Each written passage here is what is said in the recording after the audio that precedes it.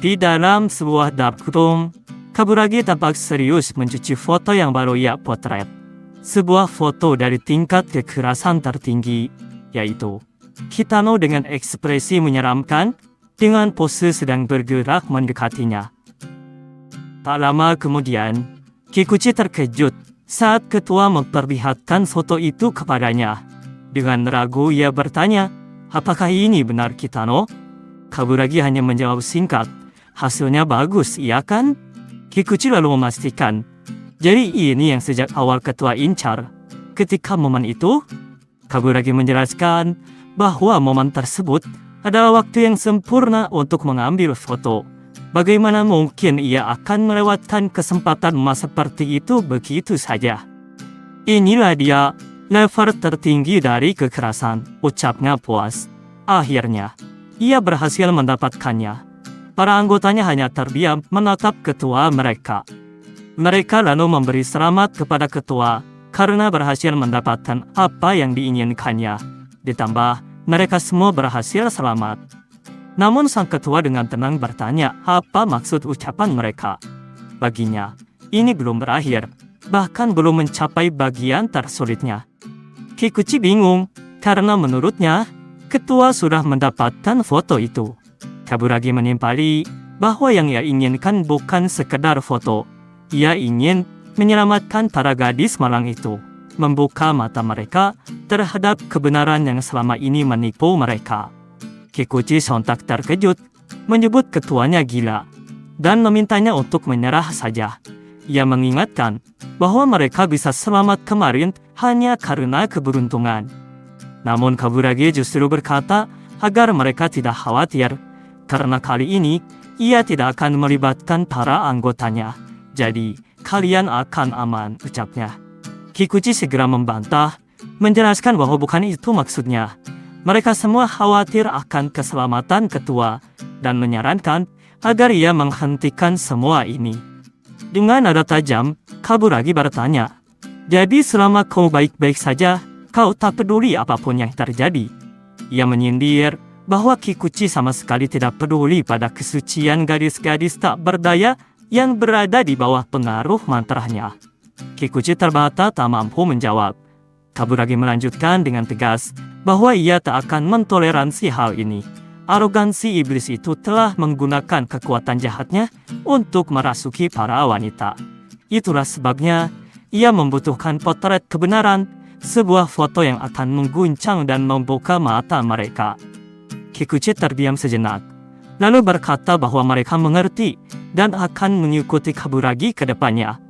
Kaburagi sempat menolak, namun Kikuchi meyakinkan bahwa mereka sudah terlanjur sejauh ini dan mungkin lebih baik melihat semuanya sampai akhir. Dengan percaya diri, ia menambahkan bahwa mereka akan terus mengawasi ketua sampai akhir. Kaburagi bisa mengandalkan mereka. Kaburagi terdiam hendak berbicara, tapi Kikuchi memotong, menyuruhnya tidak perlu malu, karena mereka selalu ada di sisinya. Para lelaki itu lalu saling berbisik, merasa Kikuchi telah mengambil langkah yang tepat hingga mampu menggerakkan hati sang ketua. Sementara itu, dalam benaknya Kaburagi bergumam, jika ia harus bergantung pada Kikuchi, maka itulah akhir baginya. Kaburagi kemudian menjelaskan bahwa sejujurnya ia memang membutuhkan bantuan mereka. Karena itu, ia akan sepenuhnya menerima tawaran mereka. Rencana akan dilaksanakan hari ini setelah sekolah. Mereka harus menyesuaikan waktu saat para gadis itu meninggalkan sekolah. Jadi, operasi akan dimulai sekitar jam pelajaran kelima. Kikuchi sontak terkejut. Begitu mendadak. Dan mereka juga harus membolos di jam kelima. Namun Kaburagi segera menimpali. Tak pernah terlalu dini untuk menyelamatkan gadis-gadis tak berdosa dari pengorbanan. Jika memungkinkan, ia bahkan ingin melakukannya pagi ini. Tapi, ia juga ingin melakukannya bersama mereka bertiga sekaligus. Jadi menurut pengamatannya, kemungkinan besar para gadis itu akan pulang dari sekolah bersama-sama. Dan tentu saja, bersama sang iblis. Kikuchi ragu dan mencoba memastikan. Kaburagi menegaskan bahwa gadis-gadis itu jelas telah tersihir, jadi mereka pasti pulang bersamanya setiap hari. Kikuchi kembali bertanya, jika Kitano ada di sana, bagaimana mereka bisa menunjukkan foto itu dan menyadarkan para gadis pada kebenaran? Kaburagi memalas bahwa itulah alasan ia membutuhkan mereka bertiga. Langkah pertama dari rencananya adalah memisahkan iblis itu dari para gadis. Mendengar hal itu, para anggota sontak membelalak. Kikuchi memprotes, mengatakan bahwa hal itu mungkin mudah diucapkan, tapi akan sulit dilakukan. Kaburagi menimpali bahwa ia memahami kekhawatiran itu, dan memang tidak berencana memerintahkan mereka melakukan hal berbahaya. Ia menegaskan, ini adalah sesuatu yang sebenarnya telah ia pertimbangkan untuk dilakukan sendiri. Jadi seharusnya tidak sulit bagi 3 anak laki-laki. Jadi, rencananya adalah seperti ini. Sepulang sekolah, Ryoko tampak terkejut mendengar bahwa Kitano tiba-tiba diserang oleh sekelompok orang yang belum pernah ia temui. Kitano menjelaskan bahwa kejadian itu terjadi di jalan buntu saat ia sedang jogging pagi. Mereka tiba-tiba menghadang jalannya. Beruntung, ia menemukan celah untuk kabur. Ia mengaku benar-benar ketakutan saat itu.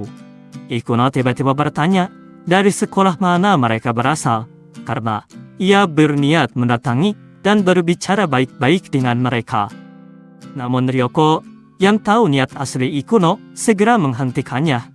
Ia sadar bahwa berbicara versi Ikuno justru akan melibatkan lebih banyak tinju dan tendangan daripada kata-kata. Memangnya kenapa? Tanya Ikuno.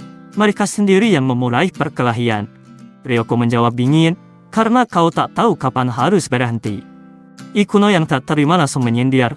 Lihat, siapa yang berbicara. Kau juga tak pernah terlihat menahan diri saat menghajar Kuroda. Ryoko membantah, beralasan bahwa Kuroda itu orang yang kokoh. Perdebatan terus berlanjut, tak ada yang mau mengalah. Hingga mereka bahkan menyinggung Ogisu, yang juga sering jadi korban pukulan Ikuno. Sementara itu, Kitano hanya bisa terdiam memperhatikan mereka. Ikuno kemudian berbicara dengan serius, mengatakan bahwa kemungkinan besar mereka akan mengejar Kitano lagi. Langkah terbaik menurutnya adalah memberi pelajaran pada mereka sebelum mereka menjadi terlalu serakah. Ryoko tampak ragu dengan saran itu. Namun Ikuno menjelaskan bahwa orang-orang tersebut telah mengkeroyok Kitano saat ia sedang jogging. Mereka adalah bajingan rendahan. Ia menegaskan bahwa kita tidak bisa berasumsi orang-orang itu akan berhenti begitu saja hanya karena Kitano berhasil kabur sekali. Dengan wajah serius, Ikuno menambahkan bahwa mereka telah mengganggu kehidupan Kitano demi kepentingan egois mereka sendiri. Ia lalu menatap Ryoko tajam memastikan, kau tidak akan membiarkan mereka lolos begitu saja kan? Ryoko terdiam, lalu menjawab pelan, mulai memahami maksud Ikuno, dan memberi pesan pada Kitano agar segera lari jika melihat mereka lagi. Tak ada gunanya menghadapi orang-orang seperti itu. Ia yakin Kitano bisa kabur dengan kecepatan yang dimilikinya. Namun Ikuno menyarankan hal sebaliknya. Menurutnya, jika Kitano berdiri dan melawan, mereka tak akan berani lagi mendekat. Ryoko langsung menolak gagasan itu. Ia tak mengerti kenapa Ikuno selalu berpikir dengan cara seperti itu. Tapi Ikuno tetap pada pendiriannya. Bagi dirinya, Kitano tak bisa terus-menerus lari. Jika ingin mengakhiri semuanya, menghadapi mereka adalah jalan tercepat. Di tengah perdebatan mereka, suara bel pengumuman tiba-tiba berbunyi, memanggil Kitano Seiichiro dari kelas 111 untuk segera datang ke ruang fakultas karena ada telepon untuknya. Ryoko bertanya-tanya siapa yang meneleponnya. Begitu pula Kitano yang tampak heran. Ia lalu bergegas pergi sambil berpesan agar mereka pulang duluan saja. Ryoko tak bisa menghentikannya, hanya bisa menatap punggung Kitano yang perlahan menjauh. Ryoko kemudian mengungkapkan keheranannya kepada Ikuno. Dengan santai, Ikuno menjelaskan bahwa dalam pengumuman tadi tidak disebutkan kata mendesak atau darurat. Jadi kemungkinan besar bukanlah hal serius. Jadi, Ryoko tak perlu begitu khawatir. Ryoko lalu bertanya apa yang sebaiknya mereka lakukan sekarang. Ikuno menjawab ringan, tentu saja menunggu Kitano. Mereka tidak setega itu meninggalkannya pulang sendirian. Ryoko menatap tajam. Dalam hati ia menggerutu, mengingat bagaimana di lain hari, Ikuno justru meninggalkannya begitu saja saat ia lupa membawa tasnya dari sekolah. Tiba-tiba seseorang datang menghampiri mereka. Kaburagi. Ia menyapa dengan ramah, mengatakan bahwa ada sesuatu yang ingin ia bicarakan dengan mereka. Namun Ryoko, yang melihat pakaian Kaburagi yang menyerupai gaya orang luar negeri, menolak dengan sopan. Menjelaskan bahwa ia tidak sedang ingin belajar berbicara bahasa Inggris. Kaburagi segera membantah, menegaskan bahwa bukan itu maksud kedatangannya. Ia lalu menjelaskan bahwa ia ingin bertanya tentang seorang anak laki-laki, meminta mereka menceritakan sedikit tentangnya. Ryoko memastikan apakah yang dimaksud adalah Kitano. Kaburagi mengangguk, mengatakan bahwa ia sedikit tertarik kepadanya dan sedang mencari informasi di sekitar sekolah. Dalam ucapannya, ia beberapa kali hampir keceplosan menyebut Kitano sebagai iblis. Ketiganya sontak heran mendengar ada seseorang yang tertarik pada Kitano. Namun Kaburagi segera menambahkan, mungkin pertanyaannya terdengar agak tidak sopan, tapi ia hanya ingin tahu berapa banyak teman perempuan yang dimiliki Kitano saat ini. Mereka terdiam. Ryoko menoleh pada Ikuno, menanyakan hal itu. Namun Ikuno tentu saja tidak tahu berapa banyak gadis yang telah ditaklukkan oleh Kitano. Ryoko menduga, mungkin hanya mereka bertiga yang bisa berbicara normal dengannya, iya kan? Ikuno mengangkat bahu, menyuruh agar tidak menanyakan kepadanya. Ia tidak tahu hubungan Kitano dengan para perempuan. Namun Ryoko mengingatkan bahwa kelas Ikuno berada di sebelahnya dan mereka sering berolahraga bersama.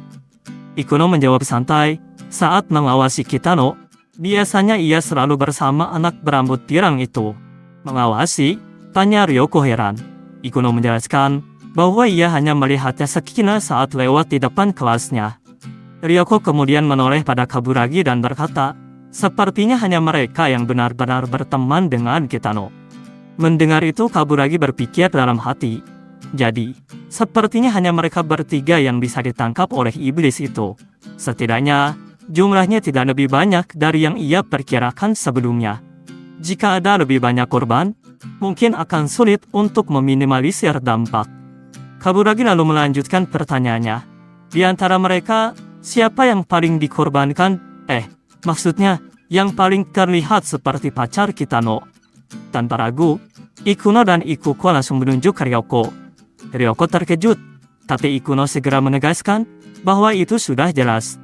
Ryoko sudah seperti pacarnya, dan semua orang pasti setuju. Ikuko bahkan menyindir, bertanya kenapa Ryoko masih berpura-pura bodoh. Ryoko tak mampu menjawab. Dengan wajah memerah, ia akhirnya mengangkat tangan, mengakui hal itu dengan malu-malu. Kaburagi kembali tenggelam dalam pikirannya. Jadi, sepertinya iblis itu telah menemukan istrinya. Itu berarti, dua gadis lainnya akan menjadi seniornya. Itulah mengapa tidak ada pertengkaran di antara mereka. Sangat cerdik. Ryoko kemudian angkat bicara, menanyakan ada apa dengan Kitano. Tapi Kaburagi hanya terdiam, tidak menjawab. Dalam hatinya, amarah mendidih.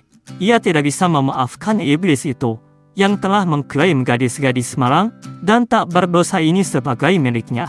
Memperbudak mereka sesuai keinginannya. Baginya, ini adalah pencemaran psikologis, perampasan kehendak bebas dan hak asasi manusia. Jika ini bukan kejahatan, lalu apa lagi? Dari kejauhan, Kitano tampak berlari menghampiri mereka. Ryoko yang mendengar langkah kakinya menoleh dan berkomentar bahwa Kitano cukup cepat. Namun sebelum ia sempat melanjutkan, Kaburagi segera memberi isyarat. Dalam sekejap, para anggota klub fotografi muncul dari berbagai arah, menangkap ketiga gadis itu dan menyeret mereka ke sebuah belokan jalan. Kaburagi dengan sigap menutup akses jalan tersebut menggunakan papan peringatan.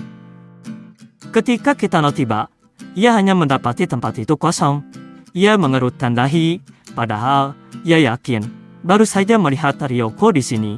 Sambil bergumam ia menjelaskan pada dirinya sendiri bahwa ia tadi pergi menjawab panggilan telepon, tapi sambungannya sudah terputus. Ia jadi penasaran, siapa sebenarnya yang meneleponnya. Tak ingin membuang waktu, Kitano kembali berlari, mengira mereka sudah pulang lebih dulu dan berniat menyusul mereka. Kaburagi yang mengintip merasa lega melihat Kitano pergi tanpa menyadari keberadaan mereka. Ia kemudian menoleh dan meminta maaf karena telah memperlakukan mereka dengan kasar. Ia hanya ingin memastikan agar mereka bisa berbicara tanpa kehadiran Kitano. Namun, para anggota klub fotografi sudah tergeletak babak belur di tanah, membuat Kaburagi terkejut.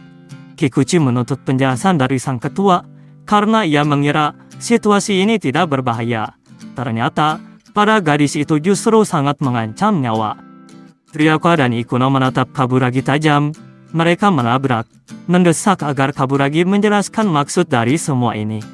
Ryoko sempat menahan Ikuno agar tidak terbawa emosi. Namun Ikuno menolak. Menurutnya, mereka lah yang menyerang duluan. Jadi apa salahnya? Ryoko memperingatkan bahwa Ikuno tidak tahu cara menahan diri. Ikuno yang kesal, lalu menunjuk wajah babak belur Yamazaki, menyuruh Ryoko melihat hasil tendangan berputarnya. Ryoko tak mau kalah. Ia menunjukkan wajah si kacamata yang lebam akibat serangan backhand Ikuno. Ikuno membalas bahwa ia tidak serius, bahkan kacamatanya saja masih terpasang. Ryoko tak terima membela diri, bahwa ia pun tidak sampai mematahkan gigi orang itu. Namun Ikuro segera menanyakan, kenapa Ryoko langsung menyerang dengan tendangan berputar? Kenapa tidak dengan tendangan biasa saja? Baginya, jelas Ryoko ingin memberikan dampak sebesar mungkin. Ia menyuruh Ryoko mengakui fakta bahwa dirinya lebih berbahaya dari yang ia kira. Ketika Ryoko memulai pertarungan, ia akan kehilangan kendali dan berubah menjadi senjata wanita mematikan. Ryoko tidak terima dengan penjelasan itu, meski dalam hati ia tahu perkataan Ikuno ada benarnya. Ikuno kemudian melangkah mendekati Kaburagi sambil berkata bahwa ia sendiri yang akan mengurus gadis itu. Kaburagi yang ketakutan segera menghentikannya. Ia berkata bahwa ia hanya ingin menunjukkan sesuatu kepada mereka. Ikuno curiga dan memperingatkan agar Kaburagi tidak mencoba trik lainnya. Kaburagi meyakinkan bahwa ia hanya ingin mereka melihat sebuah foto. Foto yang menangkap esensi dari seorang pria. Bersiaplah dan lihatlah, ucapnya. Dengan perlahan, ia mengeluarkan foto Kitano, yang langsung membuat ketiganya terkejut. Ryoko justru berkomentar bahwa Kitano terlihat keren di foto itu. Ikuno menambahkan, foto tersebut tampak sangat jantan. Kaburagi terkejut, tidak menyangka dengan reaksi mereka. Ia marah, menuntut apa yang sebenarnya mereka pikirkan. Ia menegaskan bahwa pria dalam foto itu adalah iblis.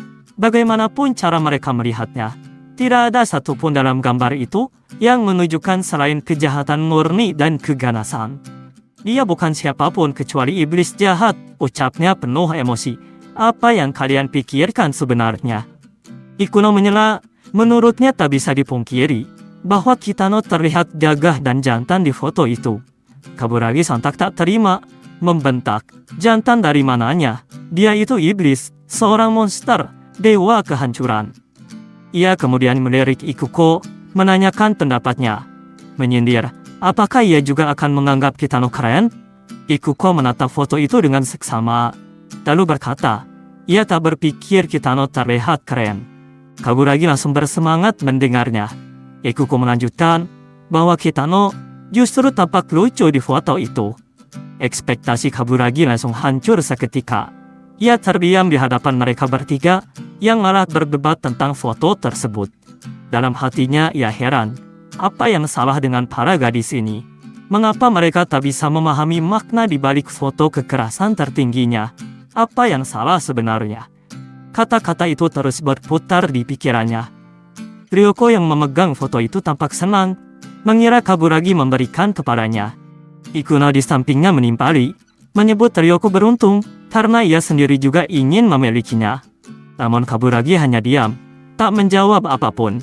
Ia berbalik dan pergi begitu saja, meninggalkan mereka. Ryoko heran melihatnya tiba-tiba pergi, bergumam, apakah itu berarti foto ini memang miliknya? Ikuno menyuruhnya untuk menyimpannya saja.